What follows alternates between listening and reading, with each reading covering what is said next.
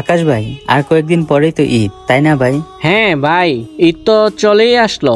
ভাই একটা কথা বলি, আপনি তো প্রবাসে থাকেন, ঈদের সময় ফ্যামিলিকে খুব মিস করেন, তাই না? মিস তো করবোই ভাই, ঈদ মানেই তো পরিবার। কিন্তু আমরা প্রবাসীরা মিস করলেও চুপ করে থাকি। ঈদের দিনটা কেমন যায় ভাই আপনাদের? সকাল হলেই নামাজ পড়ি, তারপরে বাসায় এসে ফ্যামিলির সাথে কথা বলি। দেশে মা কান্না করে, ফ্যামিলি বলে তুমি কবে আসবা? আমরা হাসি দিয়ে বলি খুব শীঘ্রই আসবো। কিন্তু ভিতরে ভিতরে জানি ঈদে একাই আমাদের কাটতে হবে। খুব কষ্ট লাগে ভাই। কষ্ট তো লাগেই।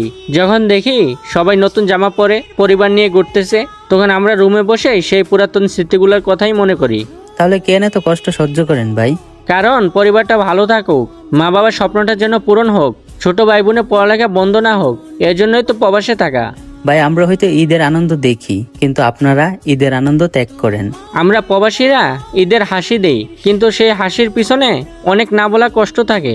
যারা প্রবাসে আছেন, এই ঈদে আপনাদের জন্য একটা দোয়া রইল, আল্লাহ আপনাদের কষ্ট কবুল করুক। আর যে প্রবাসী ভাইয়েরা পরিবারের সাথে আছেন, মা বাবা ভাই বোনদের জন্য দোয়া করবেন। এটাই আপনাদের সবচেয়ে বড় ঈদ উপহার।